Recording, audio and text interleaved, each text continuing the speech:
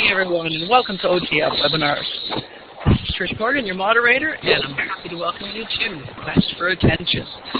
This presentation is Rod Lucier, and he is a very, I think, happy, recently retired teacher. That just gives him a little more time for his passions, and he's brought some of his ideas that he's passionate about here tonight. He is an avid Twitterer, so if you get a chance, check it out. He's got over 9,000 followers, over 22,000 tweets, with a lot of great information in there. So we are very fortunate to have Rod join us tonight and be our presenter. So at this time, I'm going to turn the microphone over to Rod. Thank you very much, Trish, and thanks everyone for coming along. This is, I know you had probably a longer day than I had. Regardless of the school you're in, your day probably started at least an hour or two before mine started. But I've got the luxury, as Trish said, as a recently retired teacher, to sort of spend my days pursuing things that are really of interest to me. And I'm a curious person, so when it came to the invitation to think about things that Ontario teachers might want to learn about, I found myself drawn to something that's really been a bug in my head and in my ear and in my eyes as I've wandered around Ontario, from getting out of my car at the gas station to shopping for groceries to sitting at a restaurant and watching people eat and the way they've been behaving. And all of this sort of life, paying attention to something, has brought me to some realizations and got me digging to find some information I think is going to be eye-opening for a number of us today. So the quest for attention is our topic, and I just want to take a moment to let you know a little bit about me. 30 years, everything from grade 7 and 8, teaching, doing consultants work, doing special education work, programming for gifted students. In my last few years of my career, I was a student success teacher at a high school for 7 or 8 years. In there, I did a little bit of e-learning work with eLearning Ontario and helping students, teachers, and school boards leverage online tools. And in my career, I've seen a huge change in what kids bring to school in their backpacks and in their pockets. And I don't know for sure. I'm going to find out maybe a little bit in a minute how long you've been teaching, but this change has not been reflected in what teachers have been doing to a large part, but it has greatly, greatly changed the way people are interacting with one another. And so I've got all of this background as a person, as a parent, as a husband, as a teacher, and as a fan of a variety of things. So just so that you know, I'm a real person out there. One of the things that I spend a lot of my school year doing is teaching instructional technology courses at Western University. They go by the acronym IICTI. It's about the integration of information and communication technologies in instruction. And we look at using tools like this one that we're in right now as one of the ways that we can communicate. But we look at a whole variety of other tools. So for the past many years, I think being on Twitter since about 2007, I learned with a whole bunch of other colleagues about a great range of tools that are really outstanding. But these devices have really evolved in that time. And since, like, just in that 10 years, the changes have been extraordinary. So let's take a look at what tech companies and users are doing with the technology and how that's changing who we are as people, and what maybe we should think about doing about all that. But before we dig into it too much, I do want to find out a little bit more about you. So I'd like to make this as interactive as we can. And knowing we have a small number of people, including at least one Tiger fan, I'm going to invite you to, if you want to say something, if I say something or introduce an idea that makes you go, I think I can reflect on that to help increase everyone's understanding of that, or maybe have a question.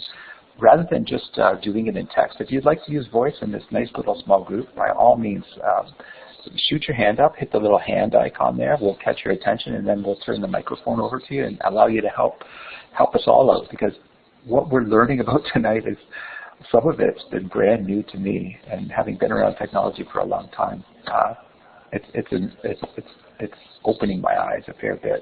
So let's start with this. What's your job in education? What's your role? Maybe what you can do is take that typewriter tool that Trish introduced us. It's the letter A, and just pick a color and font, and just to tell us a little bit about you. Maybe your first name, what your job is, maybe how long you've been doing that. You've got room, because there's only a few of us, to actually write a little sentence if you'd like to do that. So I'm going to invite you to do that at your leisure, and we'll sort of have a little bit of a map of who is here with us today.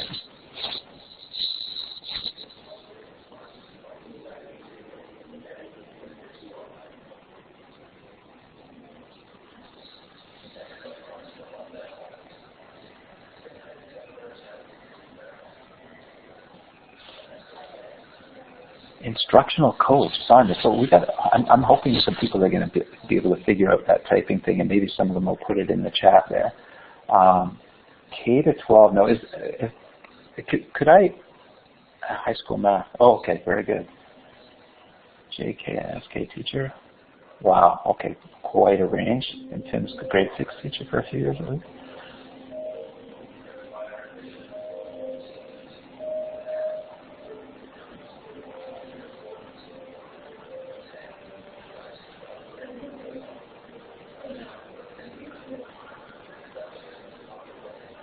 Australia for 25 years? My goodness. Okay, so I'd be very interested to hear what you have to say about that, Tim. Can I impose upon someone to speak? Let me just, Tim or Sonia, you've each typed something there, and Paula. Does anyone want to take the microphone and just give us a little bit of a coloring of what that job is like that you're doing?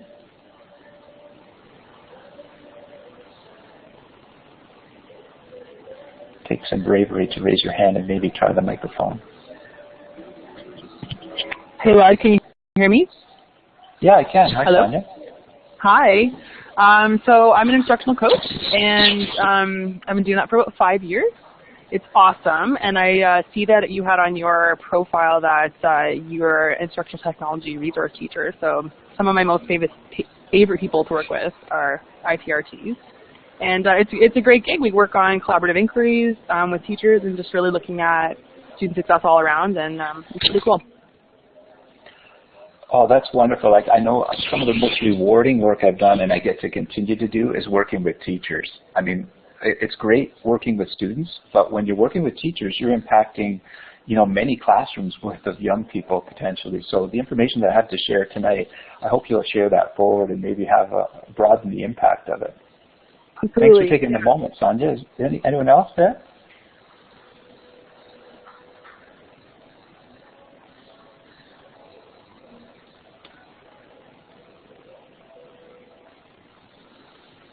Just reading along about the food industry. My goodness.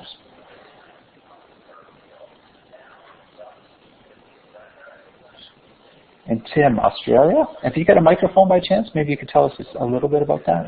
I know I'm nudging people that might not be comfortable, but I'm willing to take a moment if you want to say something.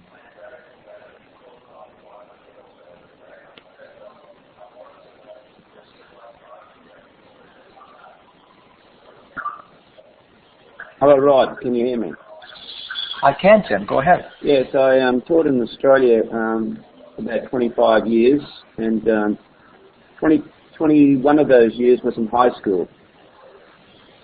So I was teaching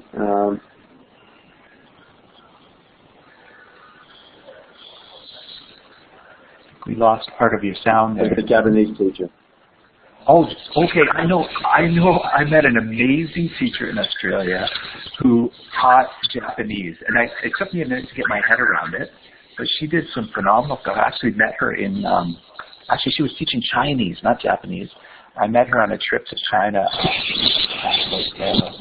2011.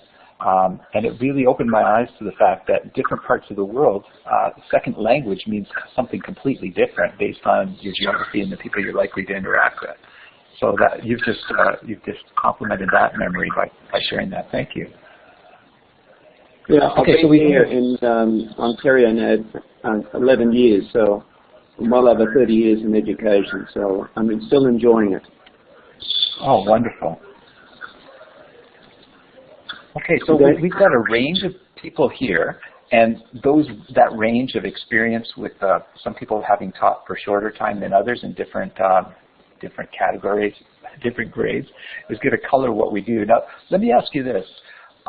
Do you share on social media, any of you? Do you use Twitter or Snapchat or Facebook or Pinterest? Could I ask you to take a moment to just put a check mark next to any of those that you use? I'm going to just talk through myself. So I'm hitting on that little map, or that little graphic picture in the bottom of the toolbar, and clicking the check box, the check mark, grabbing the check mark and saying, yes, I'm on Twitter. And then grab another check mark and say, yes, I'm on Facebook. Yes, I have and do publish videos on YouTube. And I do have a Pinterest account, like many of you do.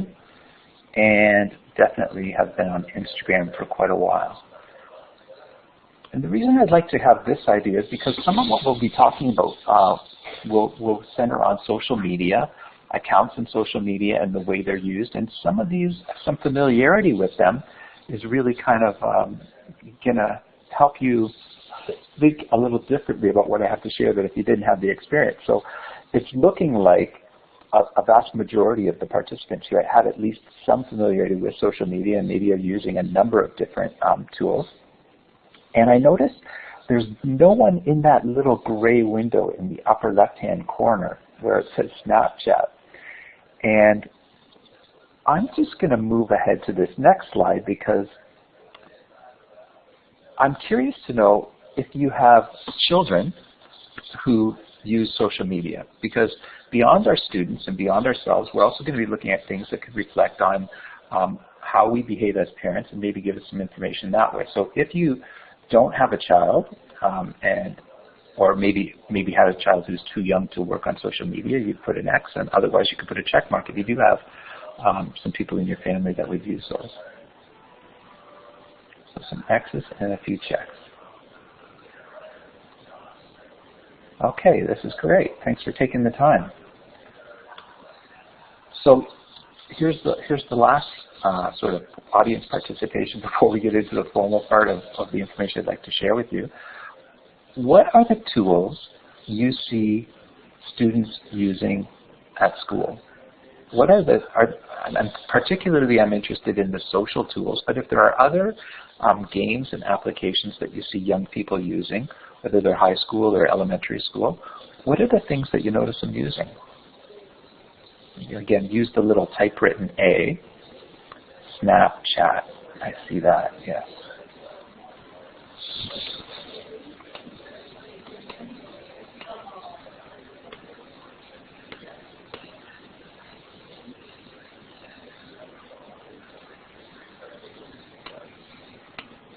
Minecraft, right. Instagram, yep.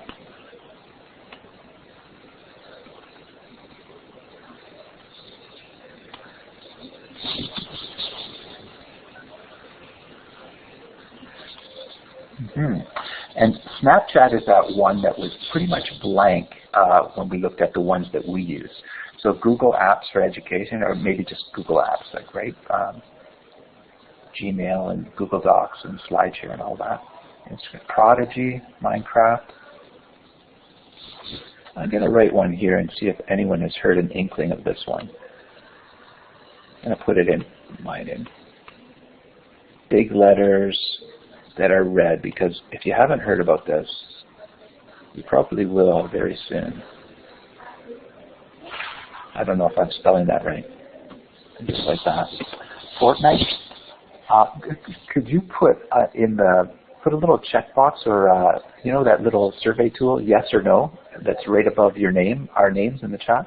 Could you check a yes or no if you're familiar with that particular tool or game? Okay, so 4 are not and 3 are. This is a game that I had to have my son explain to me because him and his buddies have been sort of avid at getting online and doing it. And I read an article the other day that talked about how it's the scourge of some school boards because it's grabbing all of the school board data for the internet. It's basically a game like the book that was turned into the series of movies about people parachuted into a zone where they try to kill one another. This is the game, Fortnite. It's a game where 100 people are parachuted into a landscape, and they go about trying to be the last lone survivor. It's free, and that's one of the reasons I think so many people are playing it, but you have to play it on a network, and to play with those other 99 people, you log in and go at it. So people are now playing because they made a mobile version of it. It's something that is really, it's becoming popular, and if you haven't heard of it, ask a teenager, or ask a professional hockey player. Like a lot of these kids and people that are spending time with one another are spending time doing that. So just as an FYI. Thanks for taking the time. I see Book Creator there, iMovie, school-based apps are there, and learning games, and a number of social media apps. So this is a great starting point, a context setting for me as we get into this. So what we're going to do is look at the idea about quest for attention from two different perspectives. From the perspective of a person or a user of these apps, and from the perspective of the companies that produce and share and give away these apps. But we'll start with this idea about looking at people and how we use them. So first thing to know that the types of users that use all of these apps, so if we talk about Instagram, Facebook, Twitter, Snapchat, those social media apps, those are the ones that I'm leaning towards thinking about. Adults use them, young people use them, and now more than ever, companies use those in order to get information to us and to sell things to us. So the first thing is that we use them for social interaction. We engage with one another, we get to know one another, build relationships, and we look at what one another are doing. So grandma and grandpa can take pictures or share pictures or see pictures of their grandchildren or their cousins, aunts, uncles, and young people can interact with their relatives that way. And largely friends can share one another where they have the silliest selfies in the bathroom mirror every day to be able to keep in touch with their friends, or they can keep track of what companies are doing. We're doing this for popularity to try and say, hey, I matter. My picture got so many likes. It was liked by 30 people or 50 people or 5 people.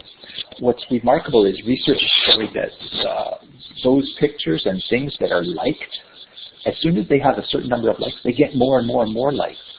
Young people, the research shows that these teenagers that are looking at things, regardless of the quality of the content, if something is liked by a lot of people, they're very likely to like it and to sort of get their own things liked back.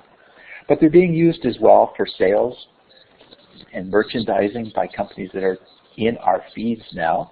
And in fact, the research, I'll get into what the research talks about, how companies are able to advertise to us through these social media feeds. But the reason that I had Titleist show up in my feed is because as a golfer, I have searched before for Titleist things. And when we search for things on the internet, machines keep track of what we search for, and it'll suddenly show up. So if you randomly were to go on Amazon and look for a mousetrap, don't be surprised if when you go on Instagram, you see an advertisement for mousetraps.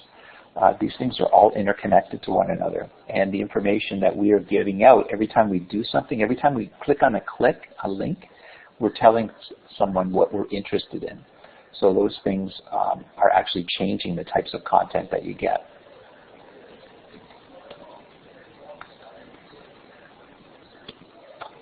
The other way that social media is being used is to get votes for things. So beyond likes, we know that in the United States, this has been all in the news about how one company in Canada, working in partnership with another international company in England, actually got information about users and used that information to send information to them that was specifically targeted to them. So private enterprise is finding ways to take what they know about us and to send information to us. So whether we vote in an election or we vote by liking a product, we're being influenced all the time. And then there's the reality that the news is part of what we're experiencing. Now I'm gonna introduce you to something that was written and created in 2004. Just a moment. I'm looking in my feed here. Fortnite. Here it is. I'm going to copy a short link here, and I'm going to ask you to watch about 2 minutes of a video. When you click this hyperlink, it will take you to a video of something called Epic 2015. Again, it's 10 years old now, but it's a video that explains how people foresaw the internet behaving. And imagine this was done 10 years ago. I'd like you to watch this short video, and then when we come back, maybe 1 or 2 people will have an instance where they can tell us a little bit about it. So the link will take you away from this program. I've pre-selected and cut a short segment of the video, and after those few minutes are gone, come back into the room, and then when you're back, if you wouldn't mind just clicking the hand icon to tell us that you're all back, okay? So go and take a minute, or it's actually just a couple of minutes to watch this short video, and then we'll be back in a minute.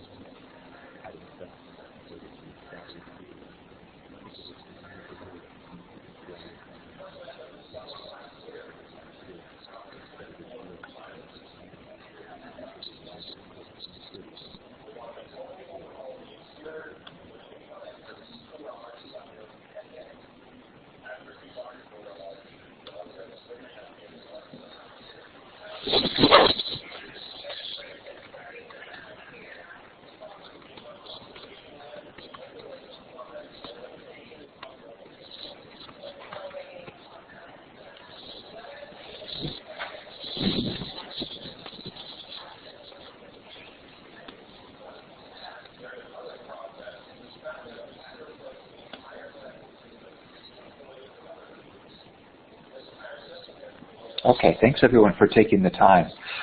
Now, is it not remarkable that people 10 years ago saw this customization of information, this flow of information being possibly untrue, but popularity being the guiding force in that? Is there anybody that is interested in speaking to that, or to their observation of that video, what it made them think of? Maybe it wasn't new to some of you, but again, it came out in 2004, and when it did, it really shook me. Like, I couldn't believe that this would be possible.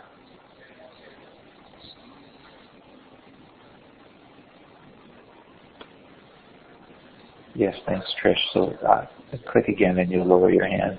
Is there anybody who wants to share an idea or reflection on that?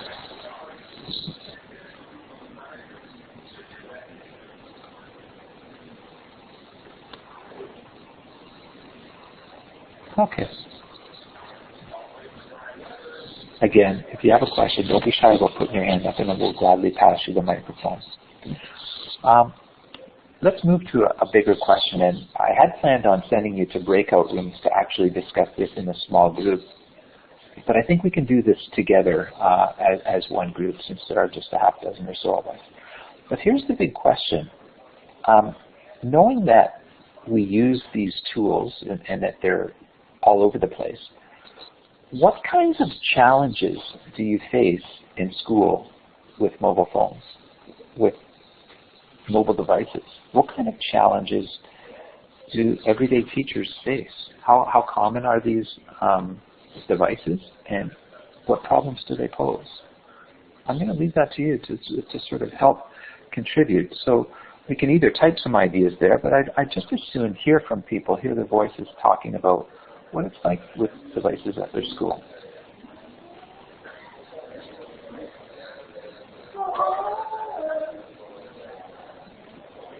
Supervision is very important. Big Brother is watching. Oh, that's familiar, yes.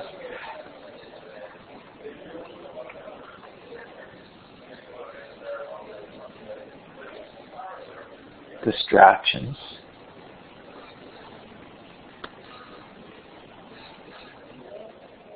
Paula, I see your hands up. Do you want to take the microphone and give us your thought?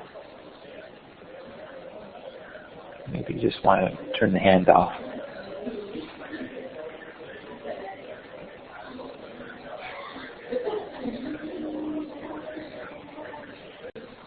Cyberbullying, trusting students to use their devices in an educational way. Yeah.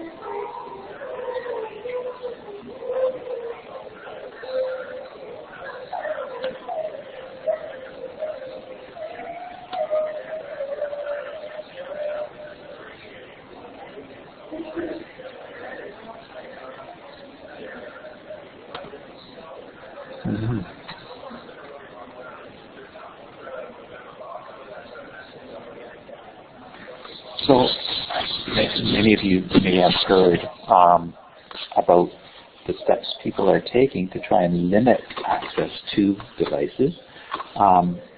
My hope is that we might hear some more voices as we go on in this presentation. So if you have a microphone and you'd like to participate, don't be shy. But in France, come September, primary schools will not have mobile devices allowed to be there. So I believe it goes up to middle school that they're saying for their country. That's going to be a policy that you don't bring a phone to school. We had in my school board, when phones first started being brought to school, they came up with a policy that said the same thing around 2005, 2006, 2007. It said phones were not welcome. And my personal takeaway was that we failed in an opportunity to demonstrate proper use of the tools, to show their full capability, to show that we had the links to all the information in the world and could connect to anyone on the planet with these devices. And because we failed to do that, students figured out in 2006, 2007, 2008, 2009 that they could send notes to people that were right next to them or across the room from them or in another class.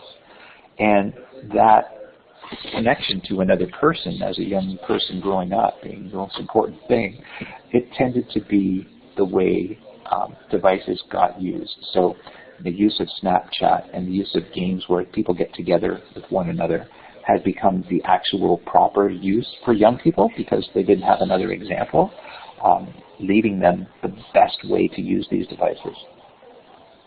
So thanks for sharing those ideas. Cyberbullying, does anyone want to speak to any of those? Last chance before we move on.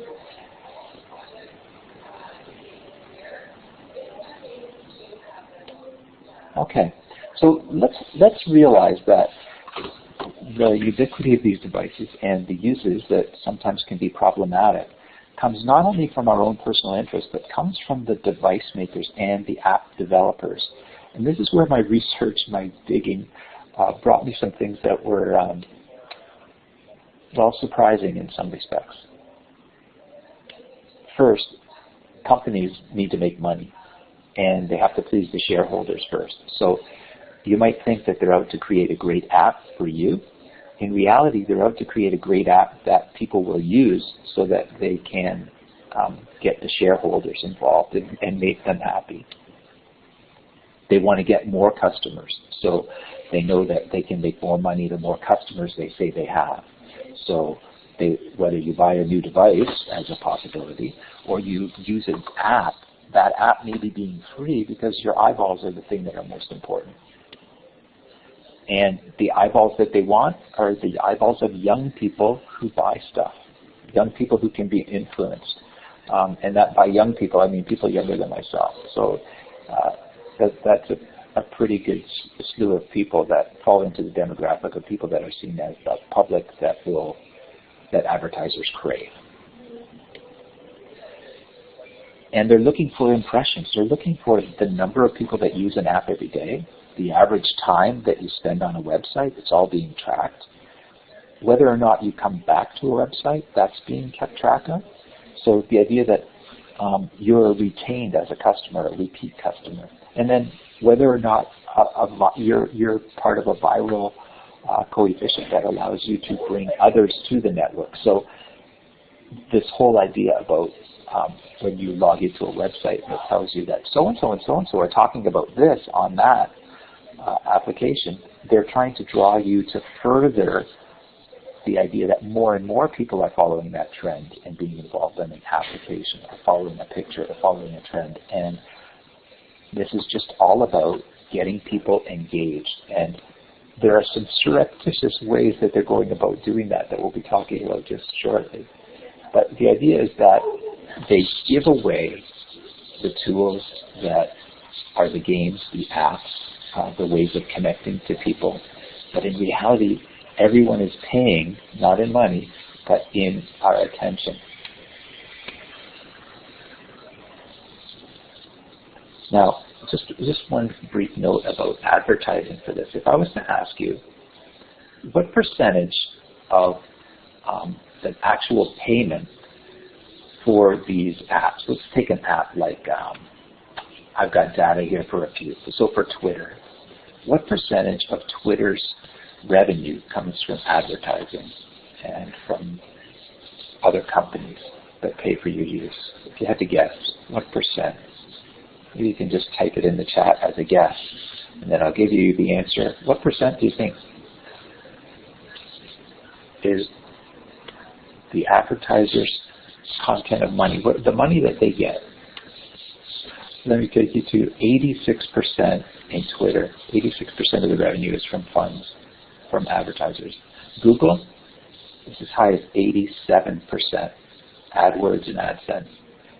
Facebook, through sidebar ads and sponsored ads for posts, 98% of the revenue for Facebook is from advertising.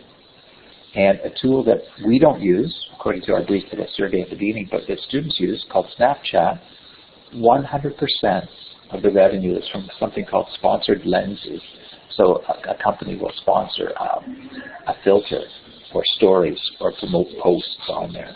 100% of the revenue comes from ads. So knowing that these devices are being paid for, these applications are being paid for, we have to find a way to draw people to them if you're the company that owns these.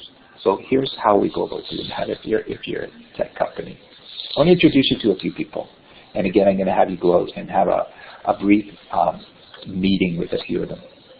This is Tristan Harris. Just read what he says.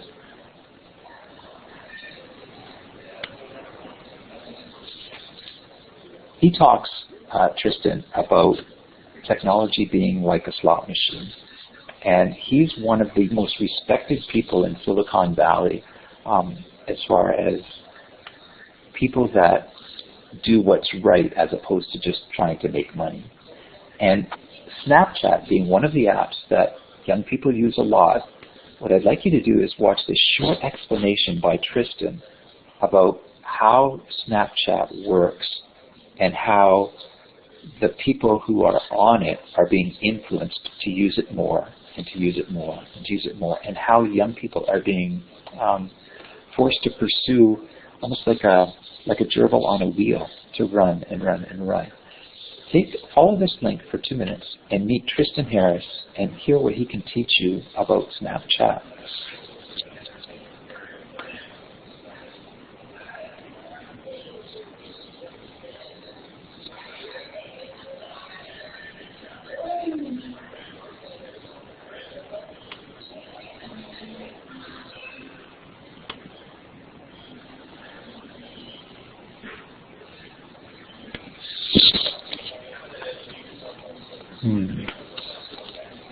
I got an error there. I'm not sure if the link worked for you better than it worked for me.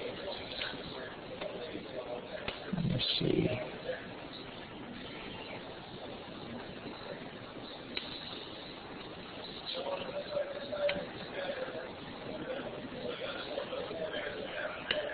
One other clip that maybe will work. Okay. Sorry about that. This is a different clip. It's not the one I was looking for, but you'll meet Tristan in this short clip. I think this runs about a minute. But he's talking about the idea that a slot machine is what the applications are all about. And when you come back, I'll tell you what else he had to say about how Snapchat works. Just take a minute.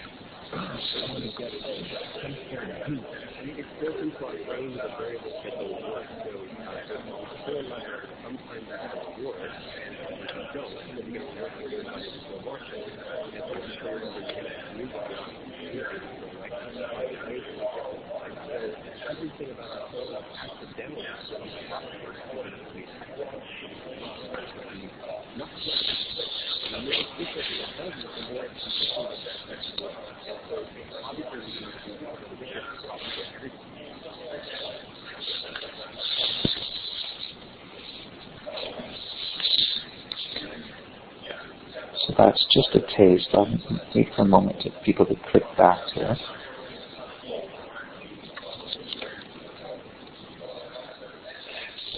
So the idea is that, well, and we've got some other little guests that are going to come in and talk to us briefly that I'll point out in a moment. But one of the things that Tristan talks about in the other video that is actually in the credits, and we'll make sure that if you want to pursue these links, you can get access to them. But he talks about how Snapchat is actually using this addictive nature of phones so that young people are encouraged to have what are called streaks. And a streak is where every single day you exchange a message with a colleague. So let's examine the idea of a young person whose idea is, I want to be popular, I want to have as many friends as I can. And the goal early with social media apps like Friendster, one of the early ones that maybe you don't even recall having met, was that you had a lot of followers, a lot of friends on this platform. So if on Snapchat you have a lot of friends, the idea is that you and whatever your special friends are, you would exchange messages every single day. And a snap is generally a short little video or a short little photograph. So to keep a streak alive, and you get these wonderful notifications that you have a streak for 7 days, or you have a streak for 70 days, or you have a streak for 95 days, or 135 days. You have to every day message that other person. If you don't message them for a single day, and they don't message you back, that is send a short video or short photograph, your streak is lost. Think about this for a young person who's trying to be popular. And think about that person who has multiple people that they exchange snaps with. It becomes a job for the young person to keep a streak alive by taking photos and sending them off to a list of, 30 friends that they may have to send messages to keep a streak alive, to the point where young people, when they go on vacation, if they're going to be away from Wi-Fi, they'll give their Snapchat account information to someone else to keep all their Snapchats alive while they're away. And, the next session in this series of workshops is going to look at anxiety and the issues related to our use of technologies. But in this case, the actual app developer is trying to make it so that people are really feeling drawn to repeat actions over and over, day after day. Let me show you, now Tristan Harris, he runs a center, and there are links to his stuff. He's one of the favorite people that I encountered to do research for this presentation. I really hope you'll take some time to read and what he's written. In fact, I'm going to put this right in here. I'm going to put this link in there right now so you can copy this one for later reading. This is one of many things that Tristan Harris has written that has really impacted the way I view things. But I'd like to introduce you to another key person here. Shamas Hapataya. I hope I'm saying his name right. I've never really heard him introduced. Shamas. He's one of the people that was one of the early people working at Facebook. He came on in the first year that the company was working, and as such became a millionaire. And you'd say a multi-millionaire, and maybe he's a billionaire. He's actually become the owner, one of the principal owners of the Warriors, the San Francisco NBA basketball team, the Golden State Warriors. He's one of the owners. He started as a guy who was a coder who worked at Facebook. But he knew, working there, that he had to figure out how can we get users to be sort of addicted to a degree through something called dopamine. I'm going to show you a little snippet of Chamath talking, and I'm hoping this one's going to work right. But hearing him say it is better than hearing me tell you what he said. Give this link a try, and we'll see if we can't get it to work. What all of these systems do, every single one, is it exploits our own natural tendencies in human beings to get and want feedback. And that feedback, chemically speaking, is the release of dopamine in your brain. And so what these feedback loops do, and they exist everywhere, in Call of Duty, in other video games, in social networking sites, they get you to react. And I think that if you get too desensitized and you need it over and over and over again, then you become actually detached from the world in which you live. Become callous, you become crude. And you live in some...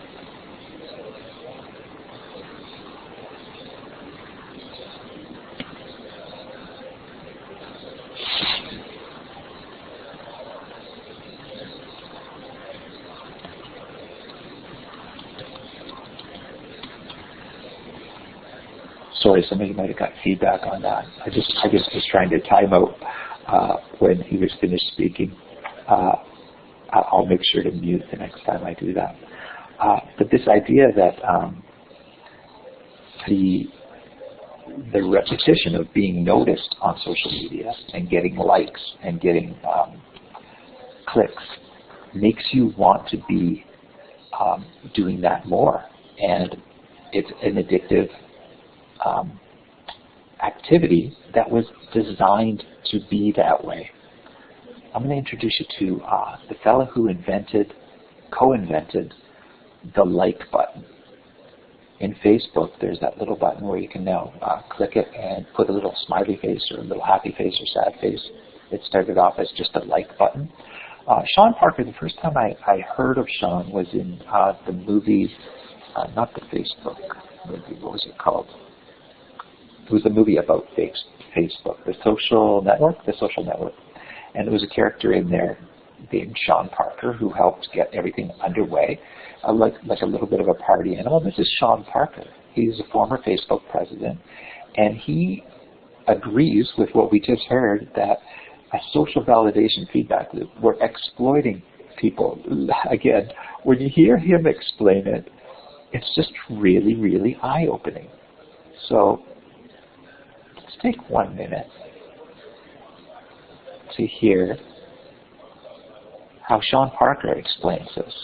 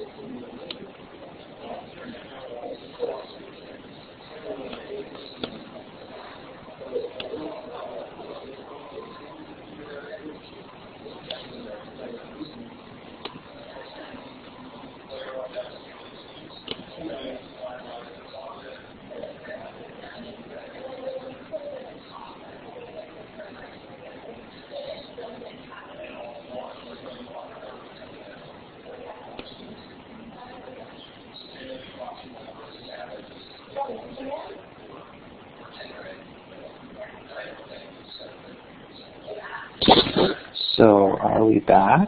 If you can just click a hand and just remind me that we're all back.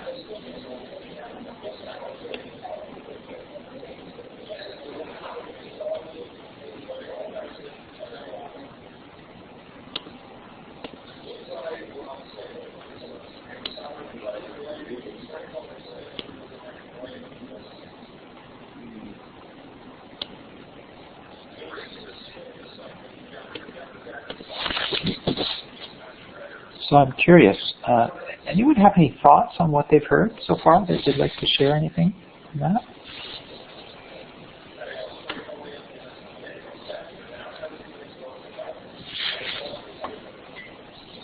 Back is back.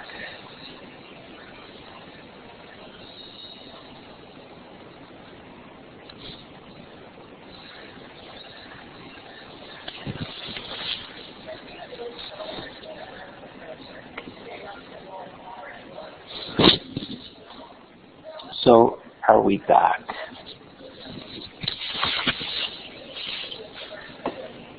I hope that link didn't go longer than I hoped it would.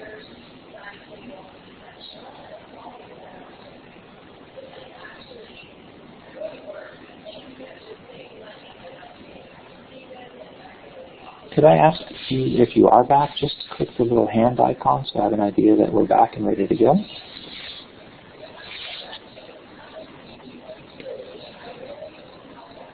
Thanks for your patience. I'd love to hear your voices as that feedback as well. Really, you can just click the hand again and put it back to neutral. So this idea that they know, people that are designing these apps, that there's a chemical being released that is triggering us to feel good when people like us or people like the things that we share. And the idea about liking other things that are liked and popular by other people is going to have other people sort of come back and like the things that we post. So we've got a lot of young people out there who are hooked into this chemically induced repetition of reusing things over and over and over. And as Sean has said, they're exploiting our psychology in order to do it. The last person I'd like to introduce you to is Ramsey Brown. Now, he's founded a lab called Dopamine Labs, and what he's done is tried to take this idea that you can use variable rewards to influence people and have them be more likely to participate in something. So to give you an idea, his company is one of the tools that they produce is for runners, to get people to take up running. So I don't know about you, but I have a Fitbit that goes off if I hit 10,000 steps. It does this little vibration, and I see a little explosion of fireworks on my wrist. I didn't hit it today, but if I do, I get that little vibration and jolt. That's a predictable reward. It's like I do this and I get that reward. What the science is telling us is that variable rewards, that is, rewards that are not expected, are more likely to get us to react in unique ways. So we go back to the first experiments with Skinner and with his mice in the box, and the mice who could hit something and be fed a pellet of food and hit it again and be fed a pellet of food, those mice would eat when they're hungry. The mice that maybe accidentally hits the little button and it doesn't do anything, but the next time he hits it, it gives him double food or no food or one food, and it's unpredictable about how often he'll get fed. He doesn't just hit that button when he's hungry. He hits it nonstop. And the research shows that people that play slot machines do the exact same thing. They get hooked into a routine. One of the researchers I was reading about, I don't see her name here, but she talks about the way that the time disappears for these people. They get locked in, and they just hit what they call the zone, where they just keep getting back information. Well, Ramsey Brown founded Dopamine Labs, and they tried to do the same thing with runners, where runners will not every time they hit a certain number of steps get a notification, but if they go for a run, there's an algorithm that'll run that'll say, if we give this guy a reward, is this likely to affect him positively or negatively? Not this time. They won't say anything this time. And then the computer algorithm another time randomly will give him some gigantic jolt of celebration and congratulations. What they found is that runners will run something like 30% more than they would run if they were getting totally predictable feedback.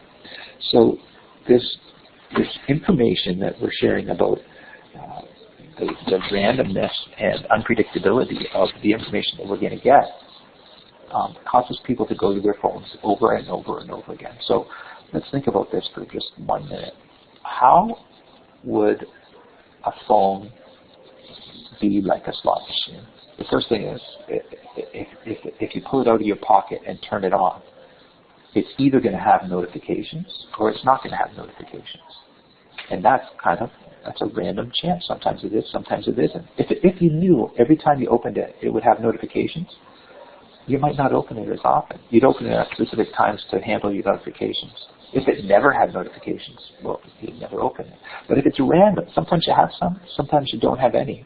You're more likely to check it more often. That's it. People sometimes have these phantom vibrations where they sense their phone vibrating in their leg. It's actually a nervous response to this desire to check. When you pull and refresh your mail, like to see if you got any new messages, every time you're refreshing it, sometimes you get messages, sometimes you don't. If you always got messages, it wouldn't be as enticing. When you swipe your finger and you're looking through your Instagram account or your Facebook feed, and you scroll down, that scrolling action is, it almost like it could visually look like a tumbler in a modern digital slot machine where the pictures rotate down. It's infinite. It goes on forever. It never stops. And the actual design of that is such that it makes you want to keep going down because you don't know what's next, what's below the screen. If it was just check your top 5 friends, boom, boom, boom, you wouldn't check it that much. If it was just when you got a certain number of notifications, your phone would alert you and say, hey, you got 10 new messages, go check them out. Then you might not check it as often. So the fact that it's random causes you to want to check it more often. If you do dating apps, that swipe is left and right, but it's the same thing. It's an infinite scroll that's there. So every time you see those red number of notifications, it's an invitation to play a little bit of a slot machine. And it's the same thing that young people are doing, whether they're getting people to give them information back or not. So this engineering bit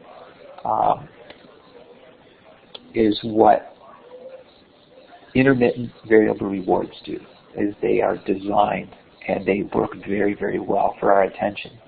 But what I'd like you to do is think with me for a minute about school and about how we can do things like this. So we know scrolling is not a random act. It's intended to get us to continue. The idea about giving likes back to other people, this reciprocity is encouraged because if you do it, they do it, they do it, it gets more eyeballs and spends more time on the app. We know from research that interrupting you by giving you alert that, hey, you got a vibration there's someone trying to get in contact with you, is a way that makes you pick up your phone more often than if you just check it when you feel like seeing if anybody's gotten in contact with you recently. Whether it dings or goes off or it vibrates or just turns a little number on you, a little red symbol to tell you have some messages waiting for you. Those interruptions tend to get you to pay attention. And inconvenient options, like how do I stop alerts? It's not so easy with some apps. I mean, if you know your phone and you know where notifications are, you can turn them all off. But when you first start an app, the first time you turn an app on, it wants you to say, can we interrupt you? Do you want notifications to tell you how all the new stuff that's going on with your friends and that? And a lot of people just, by default, will say yes to that. But the options for most devices are hidden. Like my biggest pet peeve is something like if Microsoft is running a game thing with the Xbox One that my son wants to play with his buddies online, and there's a way to sign up really cheap, as long as you sign up for $13 a month after that, something like that, and you want to opt out of that, it took me an hour to figure out where to go in and opt out. Those inconvenient options are geared for the benefit of the company, not for our benefit. And every time we click something, it confirms what we think, what we feel. So in Facebook, the fact that it knows what we click on, it knows and gets it gives you information. I'm going to show you where you can find out what Facebook knows about you, and it's kind of shocking. I went through the experience earlier, about a week ago. But every time you click on something in Facebook, they know about it, and it's tracked. The internet and your computer, every time you browse for something, it knows about it. And the websites that you visit often won't show you what they could show you if you don't allow them to drop cookies on your machine. So these are all connected. And I'm wondering if the addictive behaviors of your students make more sense, knowing that the apps are designed to actually hijack their attention. Does that ring true for folks? I'm open for comments. If anybody wants to write on there or put a check mark on this slide or an X or a question mark if you have a question, I'll be glad to sort of help guide the discussion for a few moments here. We'll get to one more challenge I got for you.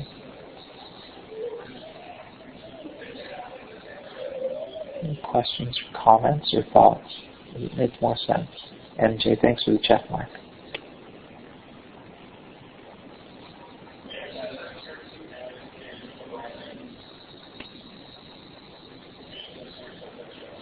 Anybody else? A couple that's making sense for people?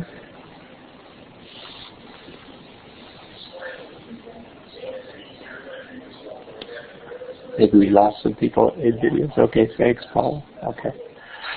And one of the options that I got to thinking about while we've got a bunch of check marks here is the idea when you watch a YouTube video, without asking you, hey, it'll get ready and start playing the next YouTube video for you automatically, and something that's connected in theme or topic to the previous video that you've watched. I was watching earlier today working on my short game. I took a break to do some shifting down in the basement because my short game needs some work before the golf season gets here if the cold ever goes away. But as I watched this short video to remind me of some swing tips, there's a whole menu of other golf tips that want to play one after the other. Well, YouTube keeping me on the site is great. It's great for their business. A child that's 6 years old watching a YouTube video teaching them the colors or to play music. These little videos will all be followed one after the other, after the other, after the other. Young people that like games or Minecraft, for example. You want to learn a tutorial in Minecraft? Watch this video. It'll be followed by video after video after video. That's just the way things are designed. So just looking at the comments, Tim, the games is addictive because of the reward factor. Trish again, going down the rabbit hole, following links or videos. Yeah, and it can be continuous. So let's think about this idea about randomness and the rewards that maybe are less predictable as being more motivational, whether it's on your phone or on a slot machine. In the classroom, is there a way for you to sort of vary the rewards that students get in order to make an activity or a behavior more enticing? This is one of the things that I'd like you to think about. And maybe we could open up for a conversation or discussion. I'd love to hear someone's voice other than my own voice. Anything they'd like to share. Is there anything that you do or have done or have seen other teachers do that is sort of out of the blue, surprising, captivating, that might motivate students to do something, whether it's behavioral or academic?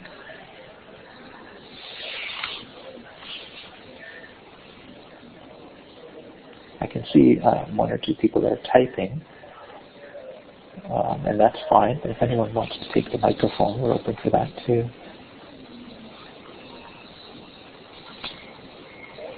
Stickers as a reward, yeah. And I like the idea about stickers, especially if they can be variable, if they can be sort of unexpected. Like, for example, I know when I was in school, I'd get a sticker if you got like perfect on a little quiz, right? You get a little sticker on that. But what if, because I gave an answer that really got the teacher to go, oh, that's a surprising answer. That's really surprising. If that was rewarded, would that cause me to try to give more surprising answers rather than expected answers to the teacher? And could that kind of reward be something that a student who wouldn't necessarily get perfect on something might be able to get? How could we vary that as a use? Class Dojos. Okay, so Class Dojo, an app or a tool that is used on the iPad to sort of track performance and sort of visually show how students are doing. That's an interesting idea about sort of a modern take on that. Thanks, Paula. Oh, Paulia. PAT points, earning points to achieve activity time, free time. and giving those points out for random performance. Like I'm thinking, would that work really well if you saw something that was someone being extra friendly and helpful out of the blue, that you rewarded that behavior, but you only rewarded it every once in a while, not every time. And then suddenly you see an uptick in that behavior. Whether or not it was being rewarded, it'd be like the mouse who didn't know when he was going to get food. He would just be doing all those things. That's very interesting. Thanks, MJ.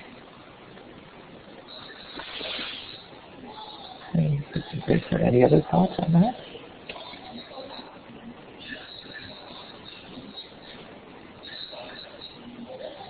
Okay, let's go on towards the end here. So, just steps where you go from here. How do you behave in this reality of phones and what's going on with them? This is one of the lecturers at Santa Clara University, Alia Griffin. She was quoted in an article that I read. And it's actually true for what the science says, that young people so addictive. I'm smiling at Polly's comment in the chat. You can read that. Thank you. But the research shows that young people and their phones, if they're separated, there's almost a separation anxiety, that this sort of addictive desire to connect with their friends is so powerful, and the rewards that we know now are built into the devices and the applications, that simply having the phone nearby makes one nervous and anxious and will underperform from a student who has left their phone in a locker or a way that's in a place that's completely different. This is through research studies that have actually tested the performance of young people, taking away as many variables as possible. So the idea that getting those phones away is one of the best ways to get the best out of students. So in France, where they're saying we're going to leave phones away because the research shows that students do better on, of all things, tests, performance tests. If their phones aren't there, they do better. They're actually looking at it being as effective as having up to 5 more school days if their phones aren't there for a school year. So again, we have dropped the ball about this, but what is it that we should be teaching the students about the reality of this? Should we share this information with students? And how should we share it with students? That's one of the things that we have to think about. But I don't think we, as adults, know our phones as well as we should. So one of the things that I'm going to point out to you is this resource here is a poster that you could put in your school. There's a link in the notes at the very end. Actually, your fear of missing out, your stress and anxiety goes up, your sleep is not as effective, you're not able to remember things.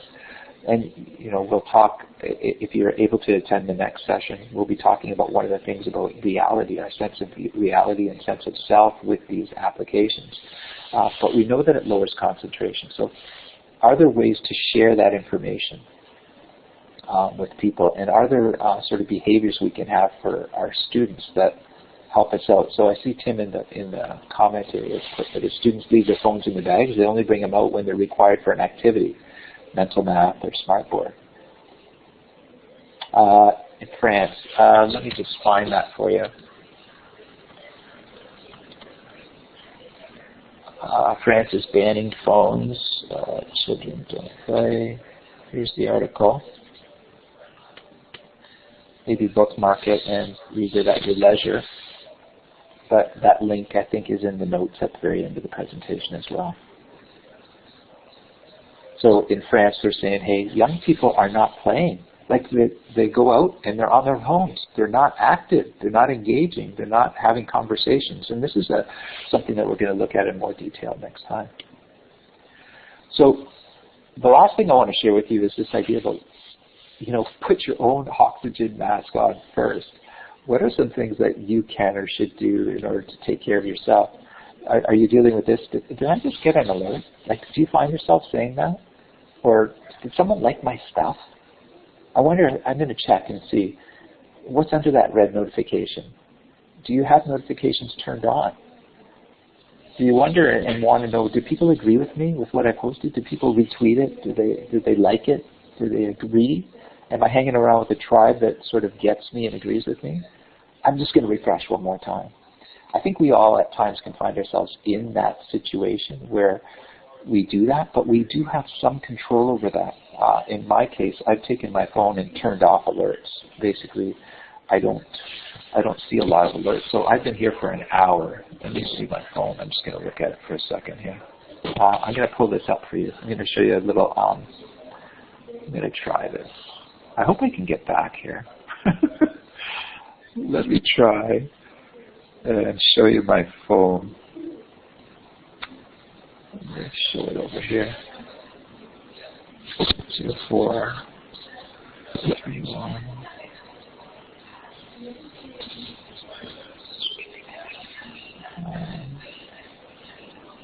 Okay. Do that. Do that. Do that. Can you? In a moment, my phone should show up on the screen if I'm lucky, but I just want to give you an idea about what alerts might look like. Let me see. Does it show up for you? Do you see it? Oh, maybe I haven't actually turned it on.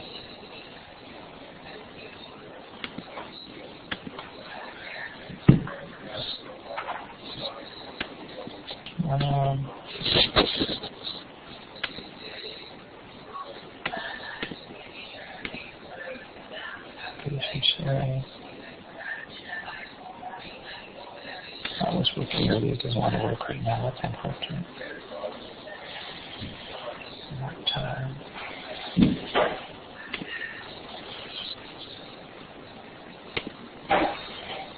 Oops.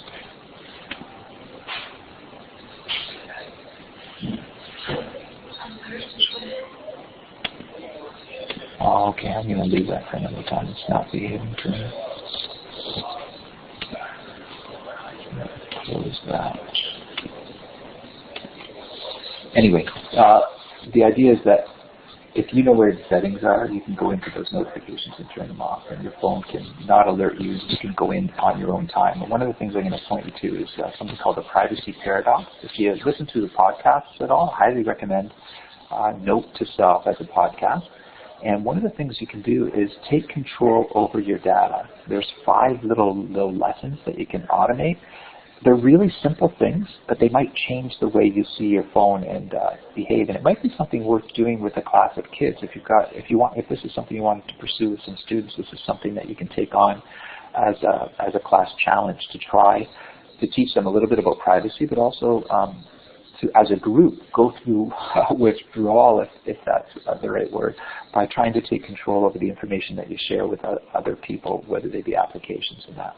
And if you use Facebook and you're interested in knowing the information that Facebook does collect on you, if you go to the settings in your Facebook page, one of the things you can do is click that little bunch of text which says download a copy. You can actually download all of the information Facebook has on you.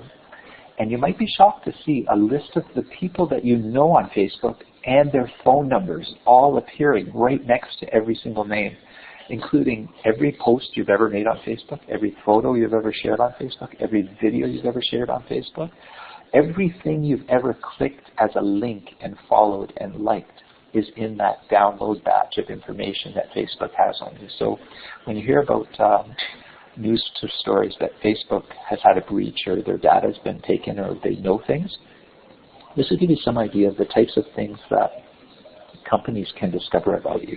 So I highly recommend checking that out for yourself.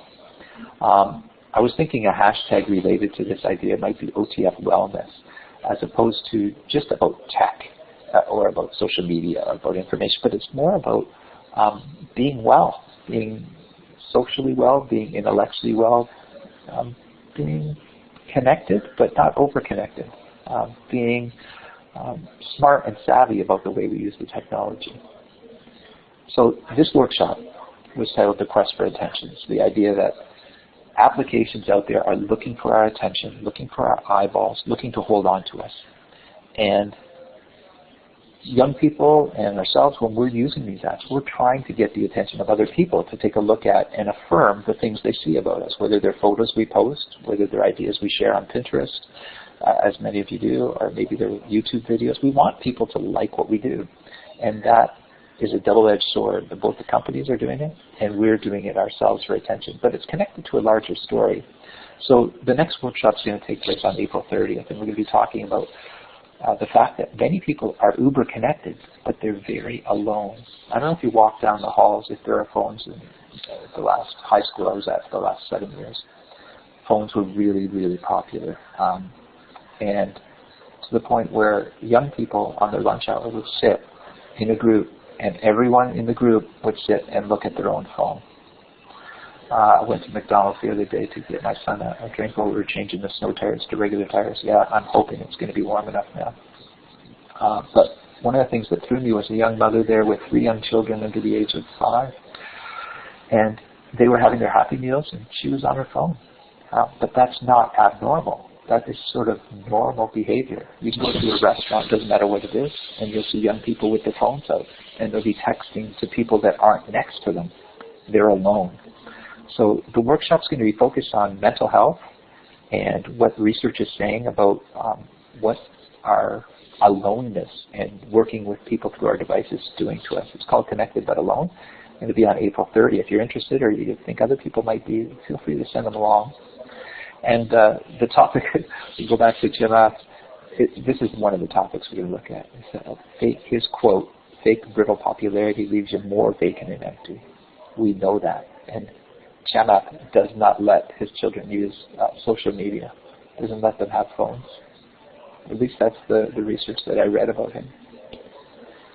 And then a final session that we're going to look at is some of the strategies that we use as families and as schools to find balance about how we live a healthy life that's joy-filled, that uses the benefits of the technologies we've been talking about, but doesn't use them in a negative way. It finds a way to find balance and use them correctly. So we're healthy people in what we eat, what we do.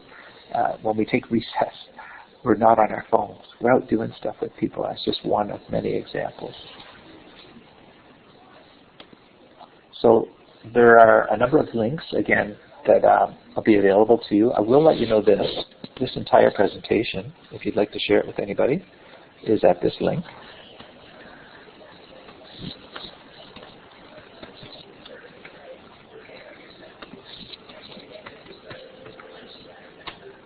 Any of the presentations that I do, I post my slides there, and one of the neat things is when you get to this Learn More section with articles and videos, these links will all be wonderfully active, so you can just click on them and revisit them. And this is just a last little photo. The photos that are used in this slide presentation, that's where they came from. And oh shoot, sorry, I'm just looking for something from and this is one more little link that I want to share with you. This is the most important takeaway for the entire presentation, so please take just 5 seconds and then pop right back. If you could, this last little link, like I say, there's a lesson in this.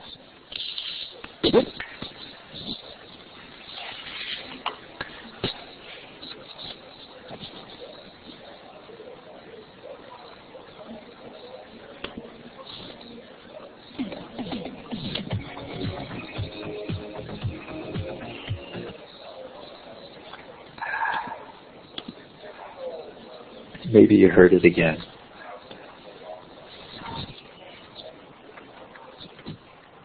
You know what that's called? That is called unpredictable. Random feedback.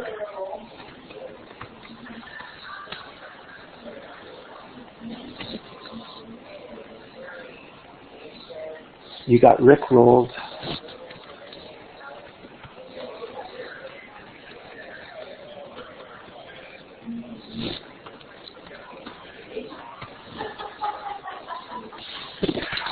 Are you back? Do you get it? Did you appreciate it?